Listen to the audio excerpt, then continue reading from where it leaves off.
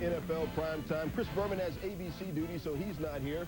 Tom Jackson is now a daddy again. He and his wife, Jen, proud parents of Morgan Lee Jackson, born today, 7 pounds, 10 ounces. Congrats, TJ. Congrats, Jen. And congrats, Taylor, who is now a big sister. This is the S-squared double S version of Primetime. Sterling, today, the wild card games, unbelievable. Finally, something to rival the Immaculate Reception, because this show will definitely go down in history. Well, first, this is the way the show was meant to be with me and you. And second of all, a great finish, a great way to start off 2000. And it's the best finish I've seen all century.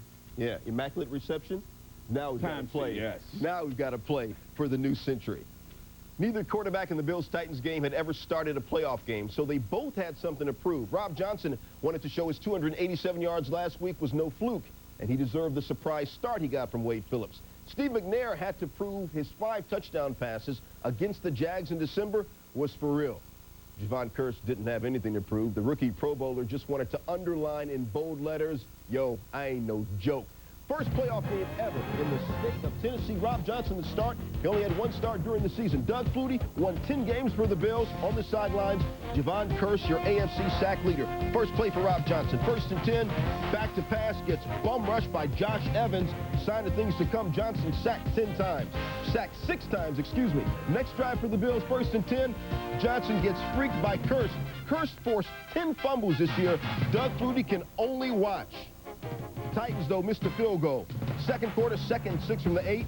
Johnson, Curse, I like it when you call me Big Papa. 2 sacks in the day. Titans a 2-zip lead. Sterling, check this thing out again. Well, one thing you look at, they're going to an audible here, and everyone gets the audible but the center. And what happens is quarterback Rob Johnson does not go to the left with the center. The ball's on the ground. He drops it, has to pick it up, gets stepped on. Javon Curse finishes him off, safety. Not to mention, a great job by Javon Curse using his speed, getting around that corner. He likes to dip and lean. He's got the best body control in the business. On the ensuing kickoff, Derek Mason gets an opening. Derek says, peace out. 42 yards, which will give the Titans excellent field position. 2nd and goal from the 1. Sterling, McNair, bling bling on the sweep. Guy had 8 touchdowns this year. He is the Titans 7-0. When he has a rushing touchdowns, they go up 9-zip after the extra point. But the Bills defense hung in there. 3rd and 5 for the Titans. McNair from the gun scrambles, gets sacked by Bruce Smith. NFL postseason record, 14.5 sacks, 2.5 on the day. Later in the second quarter, Titans driving 3rd and 2 from the 48. That Buffalo defense keeping them in it. McNair gives to Eddie George. George runs right, but coughs up the ball. Eddie finished with 106 rushing yards, but a costly fumble. Titans up 12-zip at recess. First play of the second half, 1st and 10 for the Bills. You know, Buffalo only 64 total yards in the first half.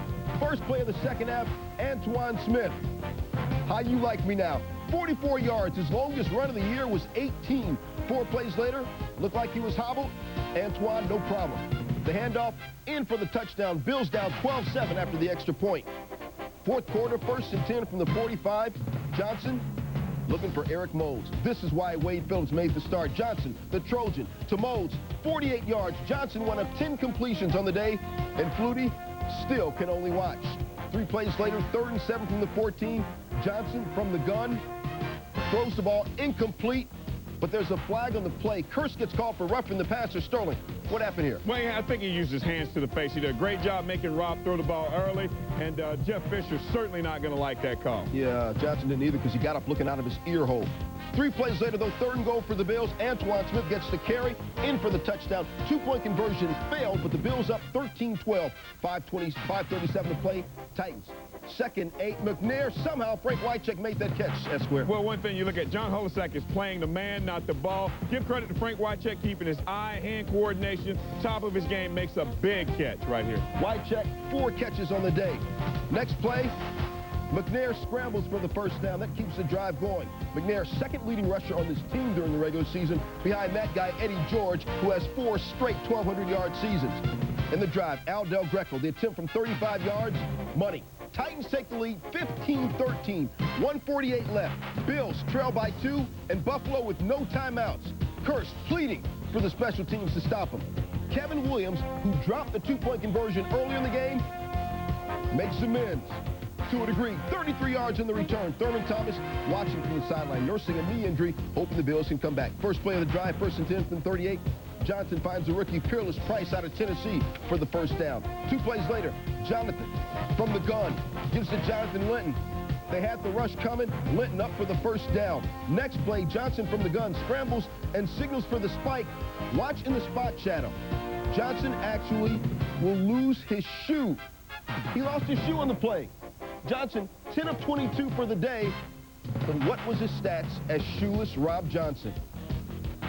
This is like the White Sox, or the White Sox with a bunch of tape from his, Sterling, is that like the tape from the spat of the cleats? That's the top of the spat that was left on there. And the offensive lineman does a great job of getting rid of the shoe, too. Dusty Ziegler just threw it to the side, so Johnson to the line with one shoe on, but instead of spiking the ball, he rolls right with one shoe and completes the pass to Price for the first down. Johnson 1 of 1 with one shoe. So for Christie, 41 yards, 20 seconds left. Doug Christie, from 40 to 49 yards this year, was 3 for 9. Rob Johnson did get his shoe back, we think. 3 for 9 from this distance. Christie, booyah! Bills take a 16-15 lead. Rob Johnson led the Bills back, seemingly for the game-winning field goal. Eddie George on the sideline, bumming. But on the ensuing kickoff, and this is a play that they will talk about for years, until the next millennium.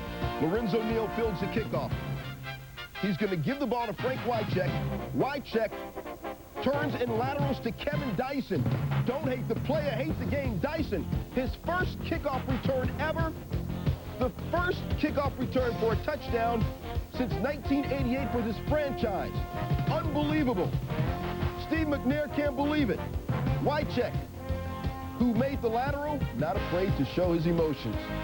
And Rob Johnson is just shell-shocked, stunned on the sideline. Sterling, though, was it a lateral? It looked like it was a forward pass. It was straight down the line of scrimmage. Look where the ball is, not where the guy is or where the guy's feet are.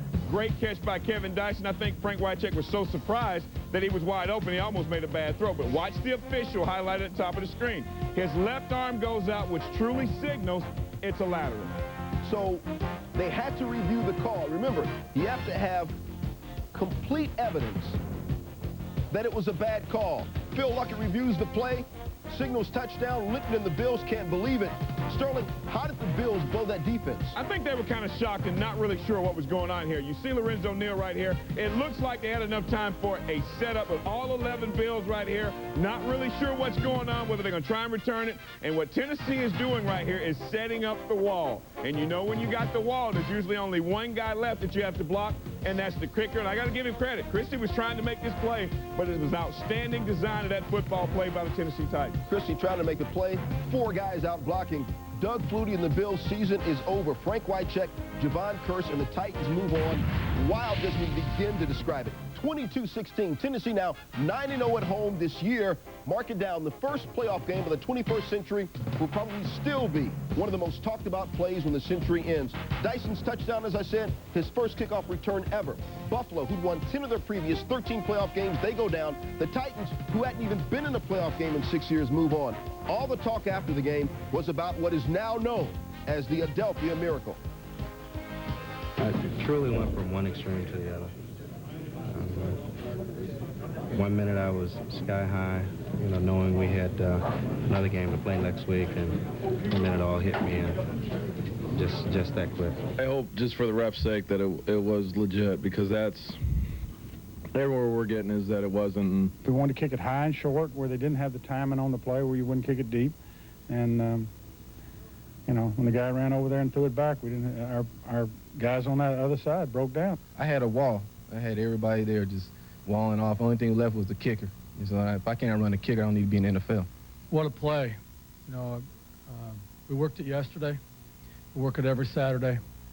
The only difference was the guy that had been working it, Derek Mason, was out, and I pulled Kevin Dyson off the bench and told him basically what we planned on doing, and we did it.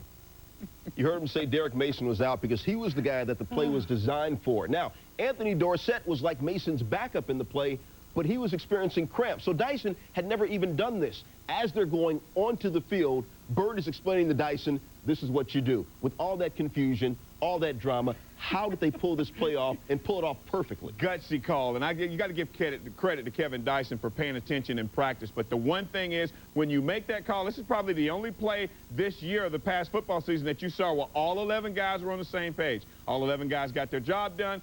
Perfect execution. You saw the result. Win the football game. Rob Johnson in this game sacked 6 times. He only completed 10 times. Hindsight is a lot of 20/20, but was Wade Phillips wrong in making the switch and starting Rob Johnson? In my opinion, and this is strictly my opinion, he made a mistake, because if you look at what Rob Johnson did, yes, he brought them back at the end of the football game, but he was sacked 6 times. He gets sacked normally when he plays quarterback once every 6 times he drops back, whereas Doug Flutie, he only gets sacked once every 20 times. If you look at that football game early on, Tennessee, they got 9 points off of Johnson, the quarterback's position. I thought Doug Flutie could have run away from probably 3 or 4 of those sacks. Doug Flutie ran the ball more than any quarterback in the league this year, Exactly. 88 times, almost 500 yards rushing. You got to figure that Flutie would have gotten away from at least 1 or 2 of those 6 sacks. He's the guy that gives them points and not puts points on the board for the other team, and that's what Rob Johnson did. Let's roll up inside the numbers. 11 times in playoff history, a kickoff has been run back for a touchdown, as you see the event.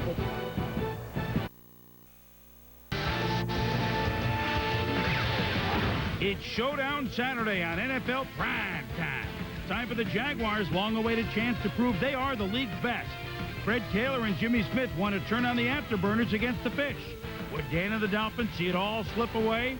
In the NFC, the first playoff game ever at the new Sombrero. Warren Sapp and the Gulf Warriors hope to pound Brad Johnson and the Redskins, while Stephen Davis hopes to be a warrior on the warpath again. Find out who's moving on. NFL Primetime next.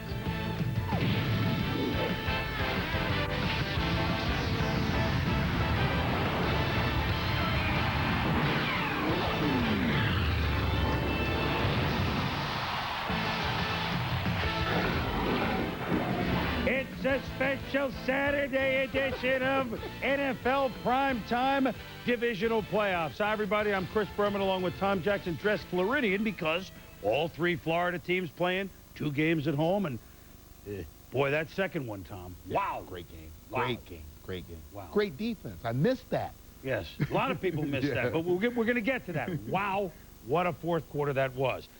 Meanwhile, the day began in Jacksonville. The newest entry from the Sunshine State is the Jaguars, 14-2 with the best record in the NFL, hosting the Miami Dolphins. The Dolphins, hot off an upset at Seattle last week. Dan Marino engineered yet another fourth quarter comeback, so this in his 18th playoff game. Would maybe Marino and the Dolphins become Elway and the Broncos? Would they be the Cinderella story that everyone was rooting for? Would this be Marino's last game if he lost? Would it be Jimmy Johnson's last game if he lost? Lots of questions. As for the Jaguars, 14-2, but they've beaten nobody with a winning record. What about their questions? Were they for real? Tell you what, they answered most everything in a hurry that they needed on their questionnaire. As for Marino and Johnson, could they keep it going? Or would we have decisions to make tonight on the ride home? And would Mark Brunell, playing with a hobbled knee, be healthy? Jags playing without Tony Baselli. First series, Jacksonville gets the kickoff. Slant to Jimmy Smith. Oh, by the way, the best-kept secret in football, he led everybody with 116 catches this year. He had 136 yards receiving today. 6 plays later on 3rd and 7.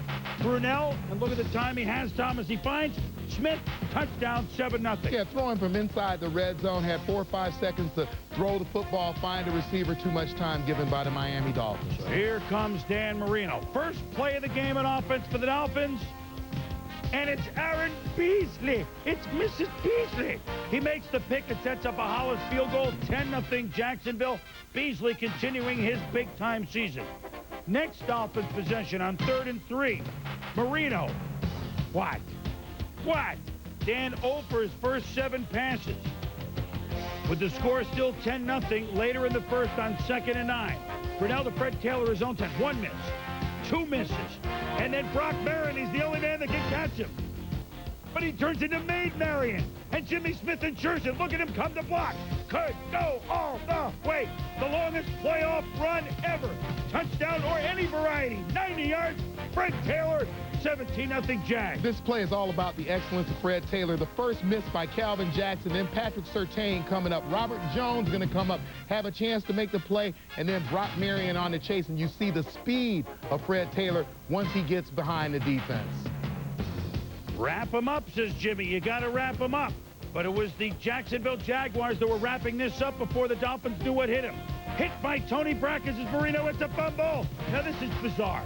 Brackens hasn't been touched. Don't celebrate, run! And then there's Donnelly with a two-hand touch. Run, says Bryce Pop. Run! Oh, by the way, it's a touchdown. 24-0. We take another look at this. We're going to see Tony Brackens as he gets this ball. The ball is out now. Great play by him. Picks it up. He's down on the ground. He felt somebody. And look at Bryce Pop. Nice presence of mind to get Brackens headed toward the end zone. The Dolphins have allowed 197 yards of total offense in the first quarter. That's more than the whole game last week to the Seahawks. But it would get worse. 24-0. Brunell to Fred Taylor. Nice defense, and then when they get somebody to him, nice tackling. 31-0 as Taylor makes mincemeat of the Dolphins, Tom. Is there anybody here? And possibly the worst job of tackling we've seen on a single play. Watch here, Sean Wooden, then Sam Madison. That's Sean Wooden right there. Sam Madison going to come up, have a chance at the play. Patrick Surtain coming from the inside. And then Jason Taylor going to miss this play right there. Good hustle by Wooden. He's going to come back and miss him twice right there at the 3-yard line. It would still get worse for Jimmy Johnson. ESPN's Tommy Hutton fumbles. It's not blocked by Corey Chamblin. Chris Howard's going to fall out. Look at Chamblin. Shazam, Shazam. That sets up a 3rd and 14 from the 25 for the Jags. Time for little man Stewart, Jimmy Stewart. Wonderful, wonderful run. 25 yards, 38-0. We've only played 18 minutes. Next Miami possession. Beasley with his second pick of the half. And so Mark Brunell, who was playing wobbly with a 38-point lead, they give him a rest. Take the day off. Jay Fiedler comes in from Dartmouth. And Fiedler was on the roof immediately. 16 yards to McCardell. They do miss a field goal, but at 38-0, what could go worse? This could go worse. Autry Denson, it's a lateral. My God, we should know the rule now. It's a lateral. Donovan Darius recovers for the Jags. And you always assume that it's a lateral. Autry Denson here obviously behind the passer as he throws the ball.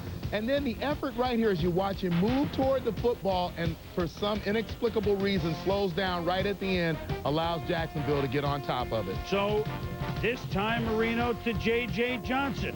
The short pass in Carnell Lake just steals it. My God, they've turned it over every way that you can design it, Tom. Carnell Lake been doing this his entire career. Great job. Can't make the tackle. Picks the ball out, and then look at the athleticism right there to pick it out of midair. Another turnover for the Jags. So this is Excedrin headache number 1 through 100. Meanwhile, tradition. It's Damon Shetton, a 12-yard gain on the pass from Fiedler on the roof, 41-0. Later in the second, you know what? Did they know? Did they know that the Jaguar fans said this would be goodbye, Dan, and they knew. And goodbye here. He gets hit hard after the throw. He hung in to try to make something happen, but it was, oh my God, it was just such a negative spiral. Marino to Aronde Gatson, which keeps our Jim Kelly in the book. His Bills led 41-3 in the 90 AFC Championship game. That touchdown makes that today's performance only the second biggest lead at the half, although 41 points ties a record. Heward came in after Marino played one series in the third quarter. Meanwhile, Fiedler to Jimmy Smith. It's 70 yards. It's 48-7. Later in the third, Fiedler conducts another touchdown pass to Alvis Whitted. 38 yards. It's 55-7. And then a little symphony, please, because the Dolphins were wet. The commissioner, well, Commissioner Tagliabue knows that the Jacksonville fans may never see a day like Autry Denson fumbles again. Is this a joke? Donovan Darius recovers. Tommy Hutt doesn't even try it. Schmengi recovers. 62-7. Marino and Johnson had not words negative, but had a lot to talk about on the sidelines and afterwards. And look, a loss is a loss. But no one ever imagined that a game could go like this. For Jacksonville, at 14-2, they may have been laying in the weeds the whole year if they could do this, as the Jags have scored the second most points ever in the postseason, slicing and dicing their rivals from the southern part of the state, 62-7. Afterwards, coach and quarterback of the Dolphins explained their discussions. I guess it's thanks full circle. I was on the other side of one of these where we got about 7 takeaways from an opponent in the Super Bowl, and it was a runaway. But I've never been on this side before. Coach Johnson at halftime, you know, said that he wanted to maybe put Damon in because of the circumstances in the game, and you know, I asked him if I could have another shot, and didn't go so well. So that was very fair of him. We blew these guys out. We played pretty well. We got a lot of turnovers, and we capitalized off the turnovers. I mean, you think about it, it's just like one of those days. Anything that could have went wrong, went wrong. And a lot went right for the Jaguars. 520 yards in total offense. The Dolphins committing 7 turnovers. Brunell was out, Tom, with the score 38-0. At that time, Marino had been picked twice. He had no completions. He had the fumble that was returned for a touchdown by Brackens. So, and now here's Miami, who has, in the last 2 years in this round, they lost to Denver last year, 38-3, and now at Jacksonville, 62-7. First of all, for Jacksonville. Yes. Wow. Wow. Well, I think we talk about near perfect execution on both sides of the football. Offensively, they were able to run the football at will. Fred Taylor putting up the longest run from scrimmage in postseason history. The quarterback, Mark Brunell, did an outstanding job when he was in the game. Even though he only had to throw 9 passes, completed 5, he will get a chance to rest going into the championship round. Defensively, they created turnovers. They won the battle of special teams. They did everything right. They are a very good team. And then the other team didn't do very much right. Well, Miami knew that not everything had to go right, but obviously turnovers, forget about it. I mean, they knew they were operating with limited offense. They ran for only 21 yards, and now you saw where they were the 6th seed. Tom. Well, the 2 things quickly that they talked about when I talked to them this week, number 1, we cannot fall behind quickly. We have to be able to run the ball, and we cannot turn the ball over. And when Dan Marino threw that first interception on the first pass, he just had a bad feeling about the way things were going to go for the Dolphins. Jimmy Johnson has a press conference scheduled at 11 a.m. on Sunday. That was scheduled win or lose, but maybe we'll have some word forthcoming. We'll have that on NFL Countdown, and, of course, we'll cover that live for you at 11 a.m. And, oh, by the way, 29-3 the last 32 games at Alltel Stadium. The Jaguars are hosting the AFC Championship game, no matter who wins on Sunday. As we go inside the numbers, a little history for you here. In 1940, Bill Osmanski and the Chicago Bears of Sid Luckman, the only team to score more than the Jags did today. 73-0 whitewash that the Bears laid on the Redskins in 1940, the only time that anyone had scored more than the Jags, 62 points today. The Lions in the 57 championship game now fall to 3rd. Inside the Numbers is brought to you by Visa, the official card of the NFL. Log on to ESPN.com for more Inside the Numbers. When we return, would defense of the Bucs lead to another victory? Or would the NFC's leading rusher, Stephen Davis, keep the Redskins machine rolling? Miami press conference, and then NFL Primetime. Sunday night, we'll know who's going to the championship games and the matchup. Yes, it's get fun. Speaking of fun, the late game, an old winners in the NFC. The late game on Florida's Gulf Coast between the Eastern champion Redskins and the Norris Division champion Tampa Bay Buccaneers. Washington came in the 2nd highest scoring team in all of football behind the magical St. Louis Rams. Tampa Bay came in with certainly over the last 3 years, statistically true, and argument, obviously, the best defense in the National Football League. The Bucs play it close to the vest, and they have danger that they can't score points and they fall behind. If Washington got a big lead. Could Tampa possibly come back with a rookie quarterback making only his 6th start? A reminder that no one circles the galleon like the Tampa Bay Buccaneers. From the new sombrero, the first playoff game there ever.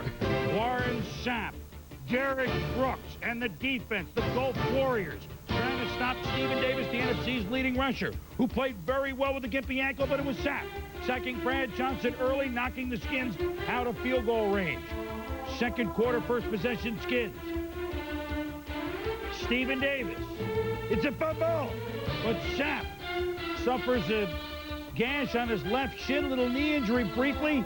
Looked bad, but he did return. Late in the second quarter, it's 3-0 Skins. Sapp against the veteran Keith Sims.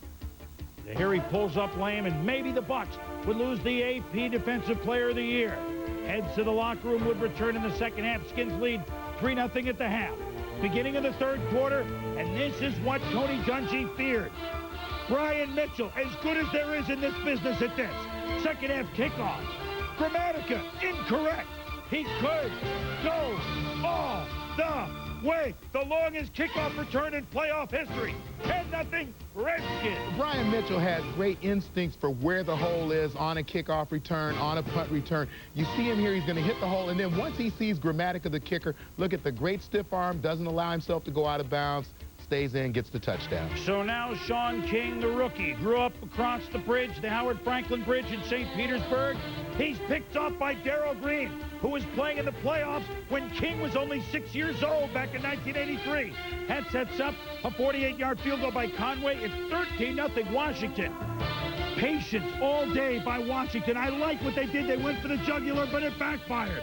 John Lynch, Pro Bowl safety, picks off the pass for Brad Johnson as the Skins were looking to put it away. And all of a sudden, the Bucs were energized. Ensuing drive, King to Warwick Dunn between defenders, 16 yards and a first down. 2 plays later, King looking for Dunn again. Pass interference on Nimon Evans. First down, Bucs at the 11. Now 2nd and 1 from the 1. Mike Allstott.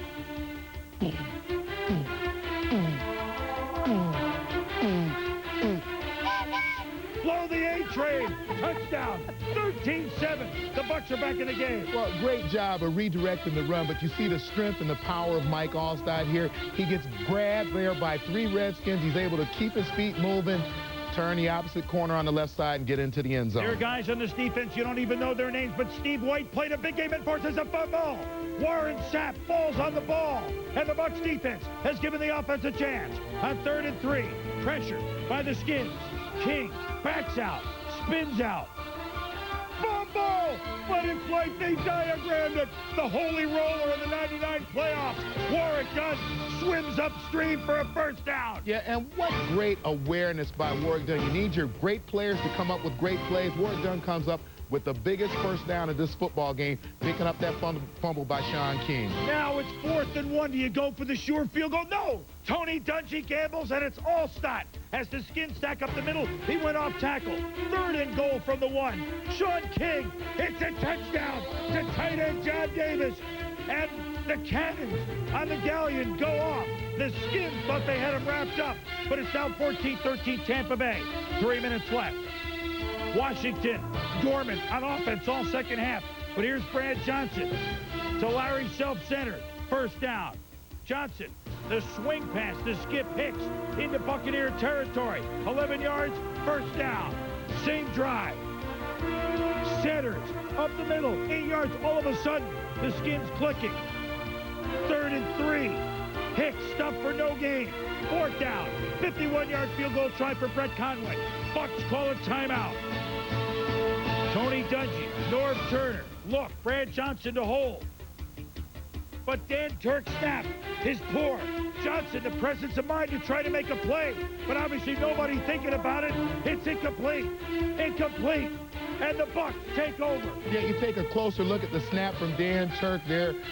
Watch the ball come out. It comes out on the ground. You see Brad trying to get it up in the air. He finally gives up on it and attempts to make a play. Just wasn't to be. So the Redskins, valiant, but the Bucs down 13-0.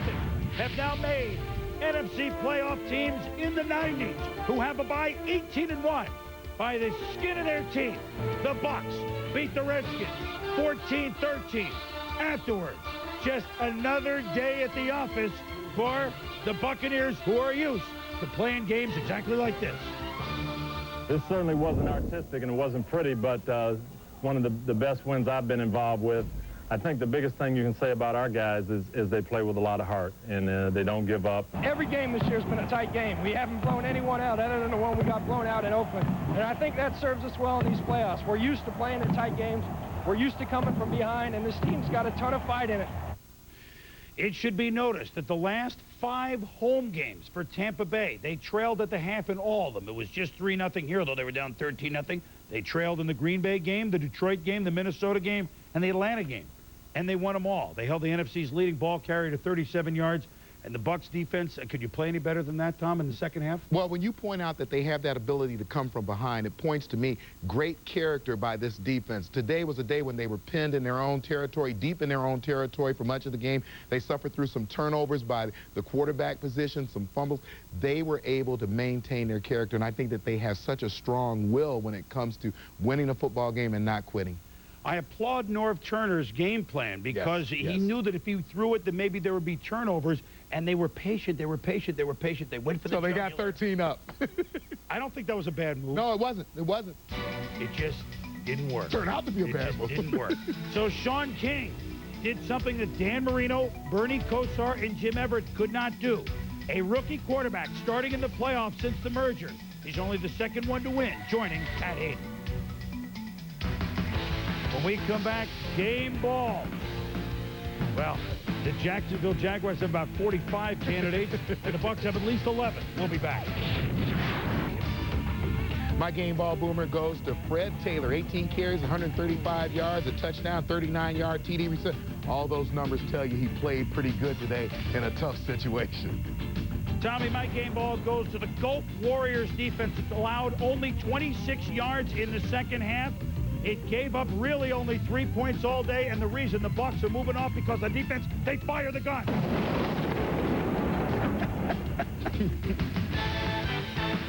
When we return, we'll... Coming up on NFL Primetime, 4 teams fight for the last 2 spots in a battle of dome dwellers. Mighty Minnesota looks to get back to the NFC Championship game, while the high-powered Rams try to keep their Cinderella season rolling. In the AFC, the Titans hope to shock the world with another Music City miracle. Will Peyton prove the Colts crew is rested and ready? Who'll advance to Championship Sunday? Who'll survive on divisional playoff prime time? Coming up next.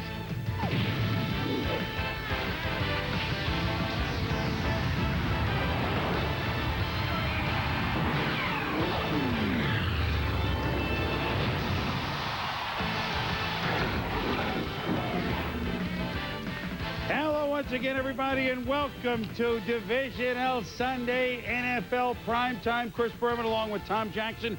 Always exciting when we know who the final pieces are to the Final Four. And, well, we expected high wire early. We got it.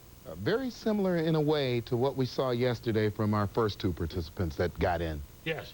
Early. Whoop. Late. Mm-hmm.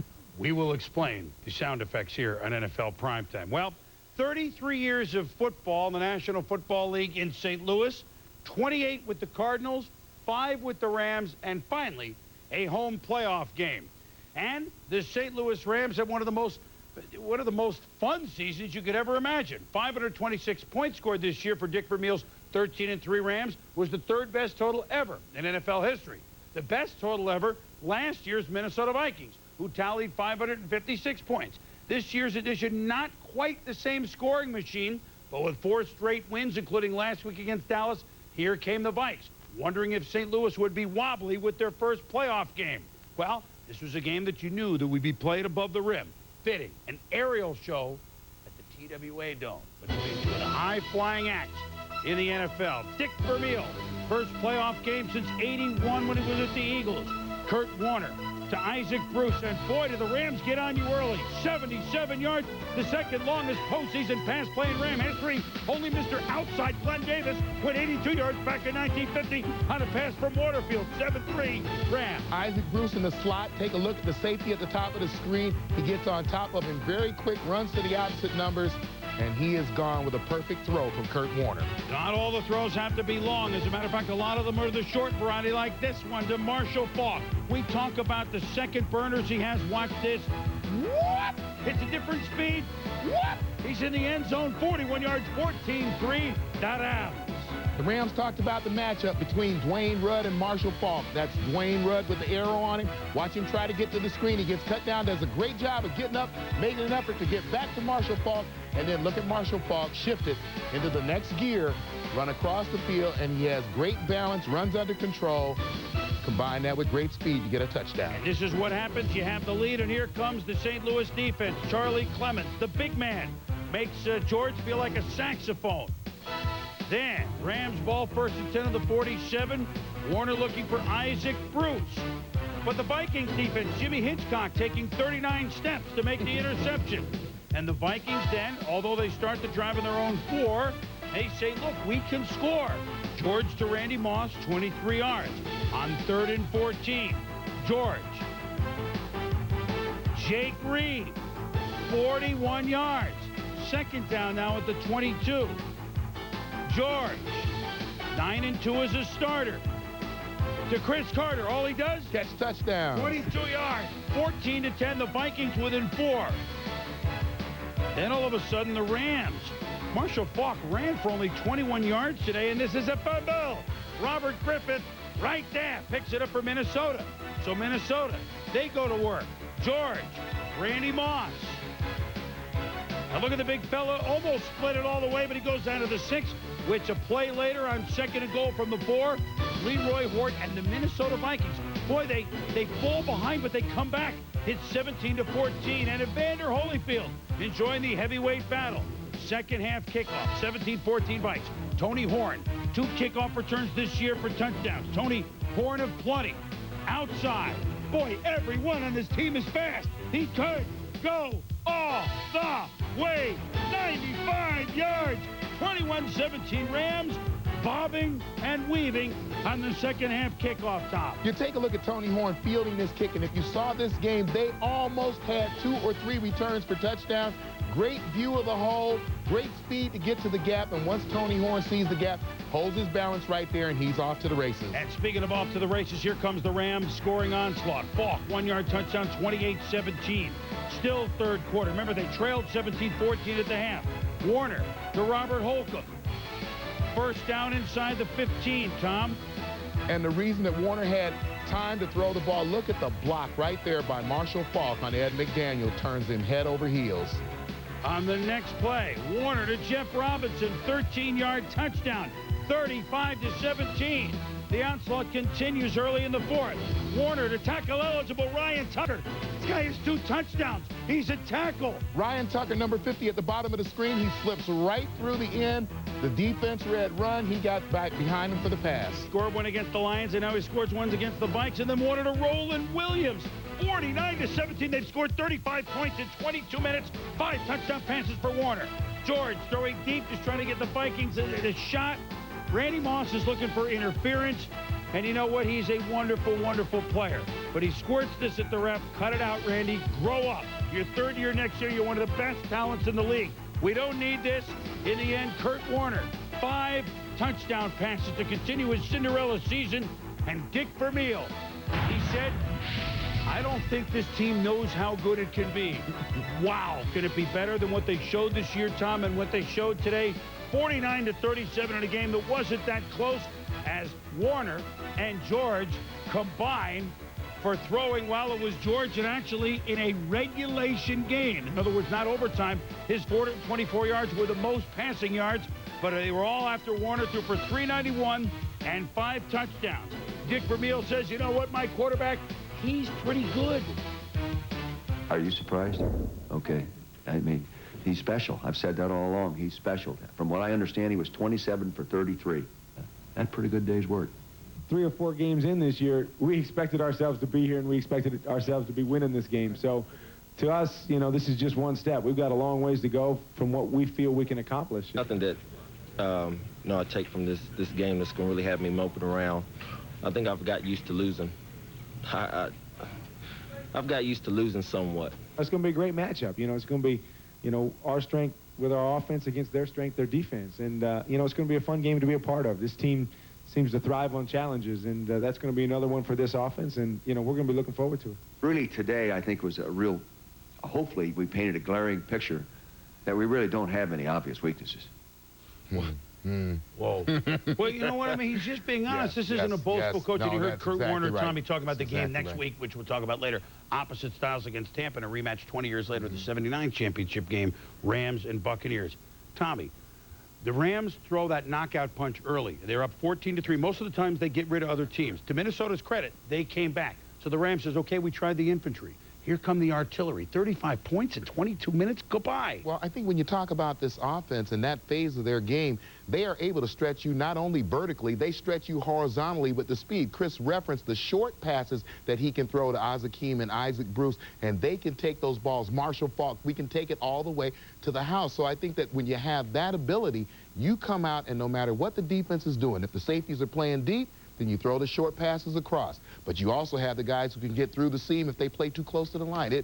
You know, I think they put you in a quandary and in a bind that you really can't solve right now. 27 completions to 10 different receivers for Kurt Warner, and oh, by the way, almost 400 yards. Now, the Vikings, look, they gave up 49 points. I mean, in the end, the Rams, it looked like they were going to win the game. But they had some things working for a while, and they got away from it. But the special teams did him in on the return and then a fumble in the third quarter. Special teams did him in, but I think defensively you had to pick your poison. I think that they made up their minds that they were going to play up to the line of scrimmage, especially with the linebackers. We are going to stop the run. We are going to force them to be a one-dimensional football team.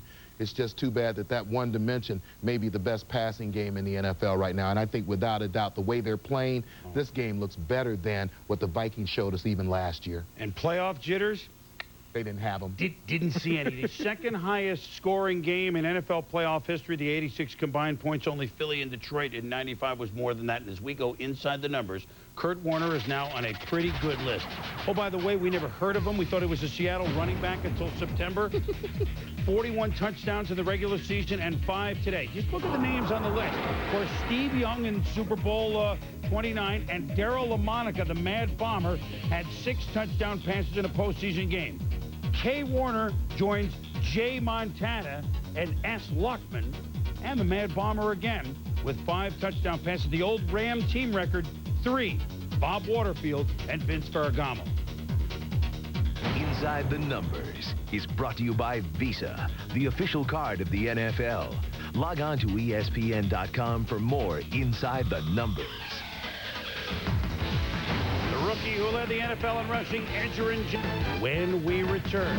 2-7 loss in the playoffs today. Miami coach Jimmy Johnson decides to step down after 4 years of coaching the Dolphins. He will remain as a consultant for personnel matters, but not involved with the club really day to day. And he's handed over the reins to Dave Wannstedt, his trusty assistant from his Dallas days, and of course, the last year in Miami. Wannstedt immediately fired 3 offensive coaches, so maybe all this starting to appeal to Dan Marino to stick around. That news will come later, but Johnson out, Wannstedt in with the Dolphins. Yesterday, they were out of the playoffs.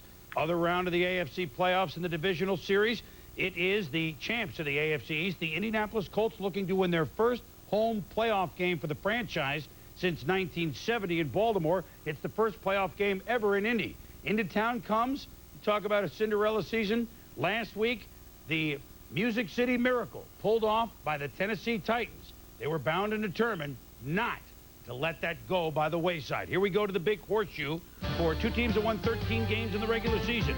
Peyton Manning, first NFL start, Edgerrin James, and Javon Curse, offensive and defensive rookie of the years.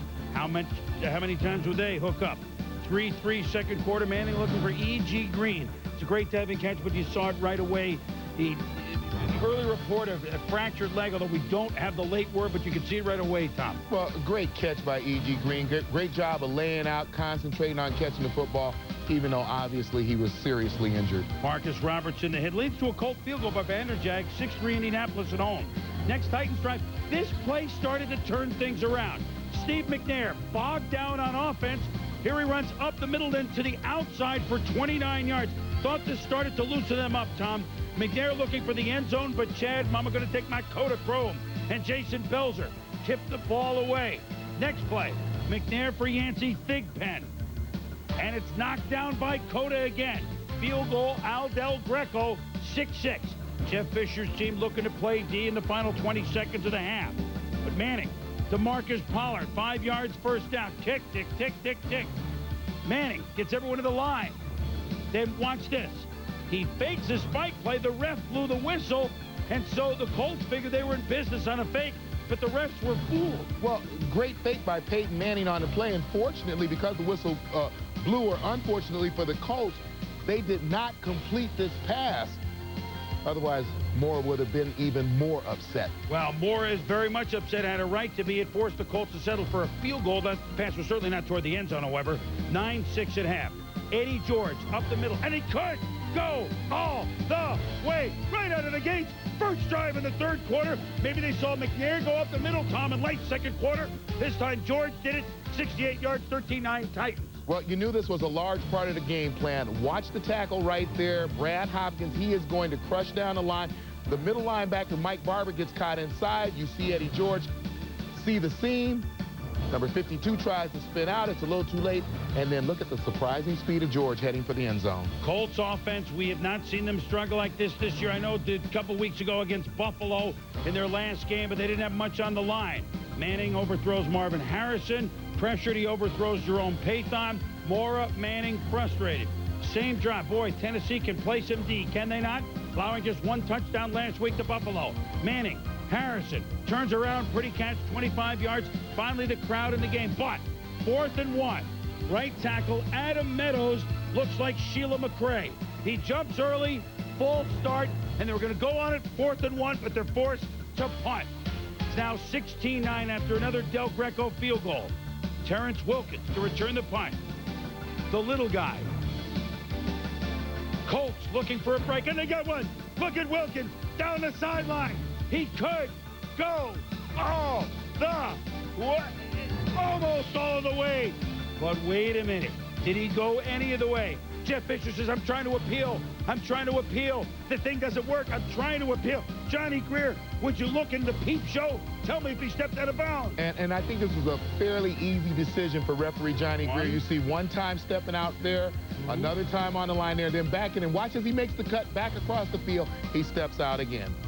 So Johnny Greer says he did step out correctly so, and the Colts, who needed that big break, did not get one. As a result, Tennessee put him back a couple of times. On 3rd and 22, Marvin Harrison can't hold on. Punt again. So that was a difference of about 60 or 70 yards, Tommy. Meanwhile, McNair, Frank Wycheck on 3rd and 3, 4 yards, first down. Later on the drive, 4th down, Al Del Greco, a perfect 4 for 4. One of the veterans from the old days of the Houston Oilers. 43-yard field goal makes it 19-9. Javon Kearse tips Manning's pass. Incomplete on 3rd and 4. On 4th and 4, they got to go. Manning. Tommy, Edgerrin James makes this catch all year. Today. And we saw a lot of that today from the Colts. Drop balls. The Titans, will they celebrate too early? George, in one of the few miscues from him. Fumbles.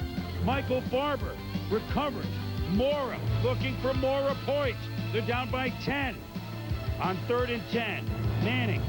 Pathon. 12 yards. Manning. Wilkins. First down for the little fellow. Under 2 minutes to go. Manning. Quarterback draw. Touchdown. 19-16. And Eddie George on the sidelines, and the Titans look concerned. You know what's coming. Onside kick.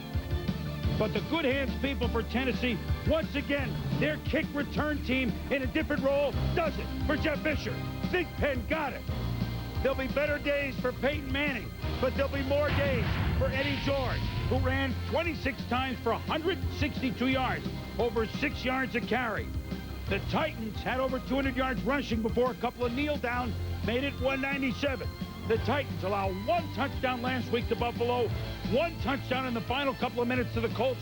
They played defense, and they're going to the AFC Championship game to play a team, Jacksonville, who they've beaten twice this year. We knew it was going to be tough, extremely tough environment against a very, very talented, well-coached team, and we kind of won it our way. We certainly had some chances today, had some field position, just never quite got that big play, kind of like was said earlier. And I think you need to have some big plays in these playoff games, and something we'll learn. And I believe we'll be back next year. This was, of course, a team victory, probably one of the biggest victories in franchise history, and we realized that we still got a couple left. So we're going to come back to work, and we're eagerly awaiting the opportunity to go down to Jacksonville. Well, this is a wild card team, Tennessee, that won 13 games this year, beat Jacksonville twice, beat St. Louis once. In talking to Bill Polian before the playoffs started, the general manager of the Colts, I said, who's the favorite in the AFC? So I tell you what, that winner of that Buffalo-Tennessee game becomes a big, big concern.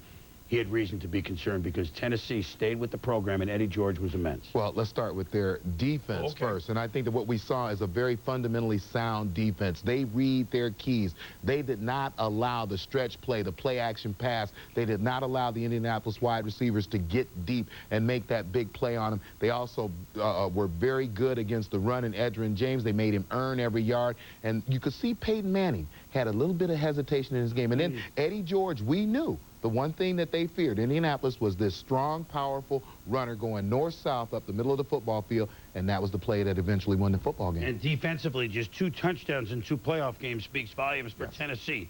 Indianapolis down the stretch, the last 4 games, including this one, their run defense was not what it was. So it started to deteriorate before Cornelius Bennett got hurt.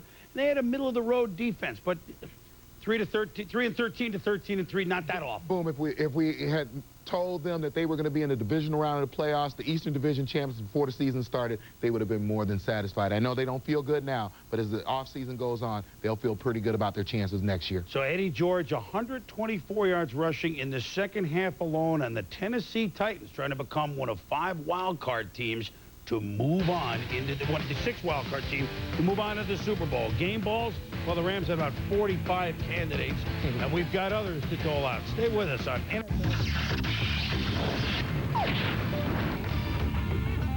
My game ball boom goes to Blaine Bishop. You see his numbers there, but think about this Tennessee defense. 2 touchdowns allowed in 2 games, and to Edgerrin James today, 56 yards on 25 carries. And he's the leading rusher in football. They held him to 2 yards a carry. Hey, Kurt Warner, is there anything he can't do? 6 incompletions of 33 passes thrown. 5 touchdowns, almost 400 yards. Wow. We come back, we're ready to talk. For more, log on to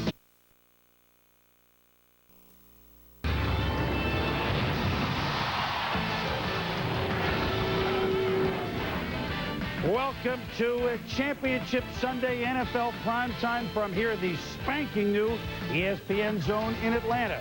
We're here before the teams are here, but now we know who our company is. I'm always in the Chris Berman, by the way, always in the company of Tom Jackson. And Tom, good to see you, Thomas. We said week 1, we didn't know this season would be this wacky, but we said, you know what?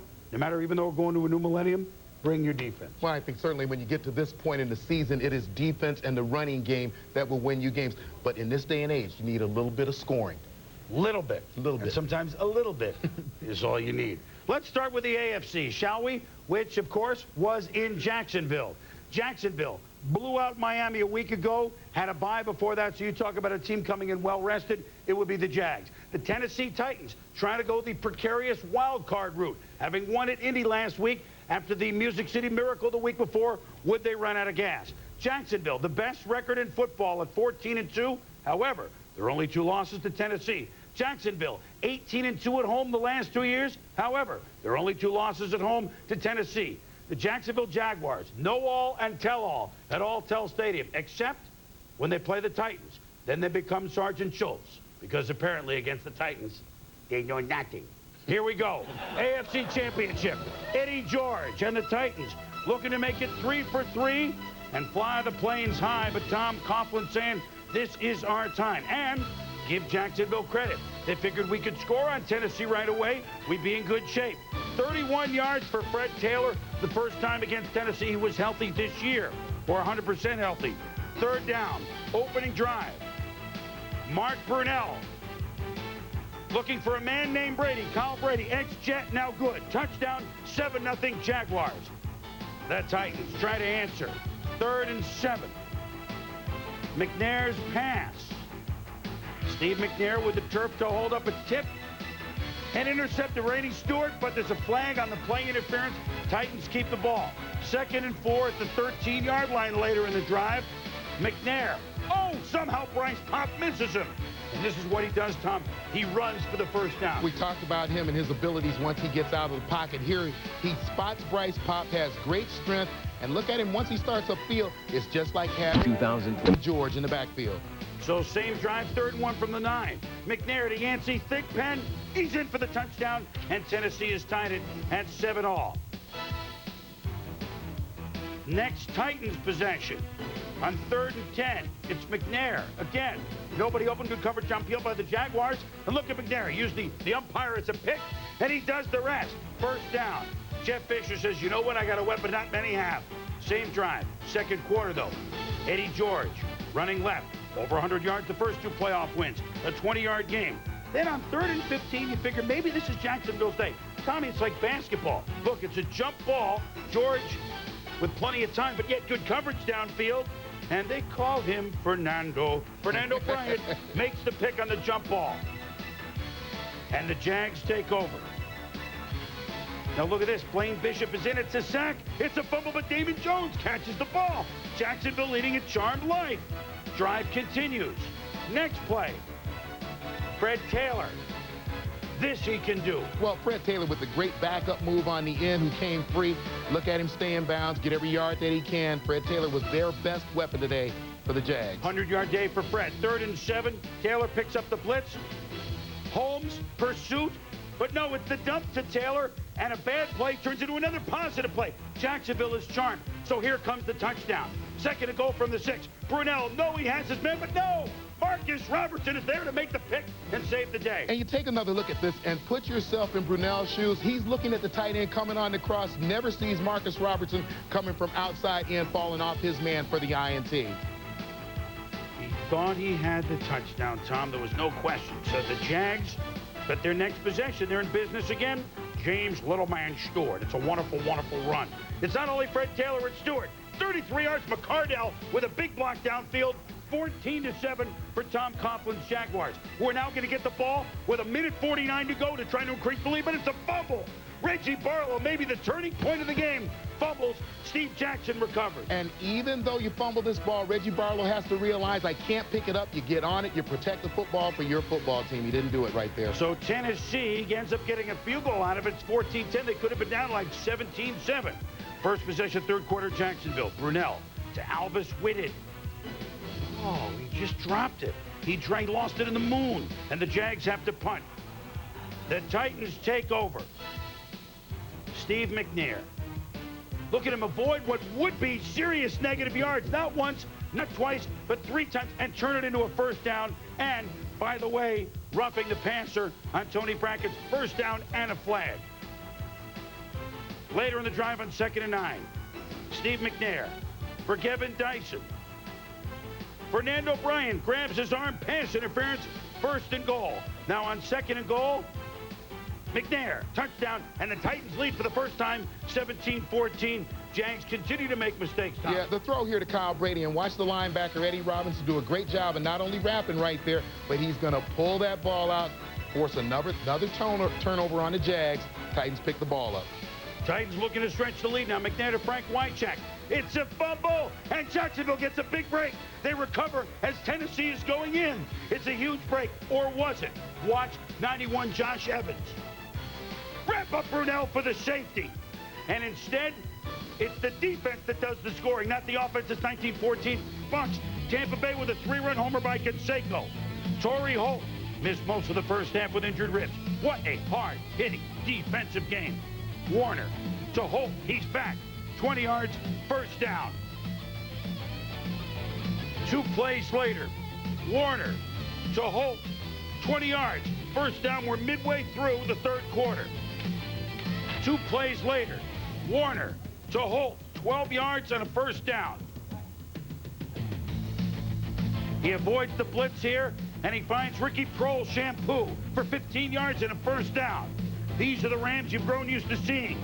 But Warner, picked off by Hardy Har Nickerson. The Bucs defense continuing to keep the Rams out of the end zone.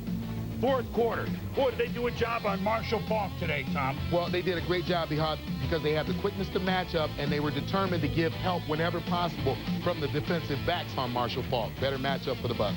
2 plays later, Warner is going to be picked off by Brian Kelly. One of 3 interceptions by the Bucs defense on the day. And the Bucs, can they nurse a 6-5 lead all the way to the Super Bowl? Later in the fourth, 8 minutes to go. 3rd and 11 Bucs. King turned out to be a key play as Dre Bly picks it off and returns it to midfield. Rams held out of the end zone till late in the fourth quarter. Finally, get it going. Warner, not to Isaac Bruce, not to Holt, not to Asaki, but it's Ricky Prohl. Touchdown, Rams have the lead. It is a great catch by Ricky Prohl over the shoulder. You see him concentrate enough to get the football and then keep both feet in bounds. That's a great grab. They go for 2, they don't make it, so it's 11-6. Bucs, under a minute to go, 2nd and 23. King to Bert Emanuel, 12 yards. I would say over the year that Tony Dungy and company have not gotten, just by luck of the draw or whatever, the calls to go their way on challenge. Tommy. Ooh, they review it and say no catch. It changes the complexion because it's 2-down territory, obviously. So instead of 3rd and 10, it's 3rd and 23. And oh, by the way, the Rams can play some defense. Grant Winstrom, hit. It's an incomplete pass. 4th and 23. King. Incomplete. Incomplete. And the Tampa Bay Bucs dying. But the St. Louis Rams, well, this is going to happen in a tight game. You don't like to see that in a game in which defense was paramount. Dick Vermeil now joins Don Shula, Bill Parcells, and Dan Reeves as the only coaches to take 2 different teams to the Super Bowl. The Rams went to the Super Bowl 20 years ago with the Hollywood Rams. They're now there as the St. Louis Rams. 11-6 in a game in which the Rams got 308 yards, the Bucs 218 yards. So obviously defense a premium. We'll talk about Tampa Bay in a moment. St. Louis got the touchdown late, Tom. They took that licking, which we didn't really have enough chance to show. But they do have weapons, and Prohl is not one that you would say is weapon 1, 2, 3, 4, 5. They stayed with it and got the TD. Well, I think they showed a lot of patience today. They knew that it would be very difficult to get the deep ball against the Tampa Bay defense in that cover 2, that double zone that they tend to play. Tampa Bay did a great job of tackling, forced some turnovers, but I think that the St. Louis Rams waited for their shot, got the great catch at the end. It's an offense that has a tremendous amount of confidence, and I thought that showed at the end. The Tampa Bay Buccaneers, do people at home understand what sort of mental and physical discipline that defense plays? From first to worst. We've selected what we consider to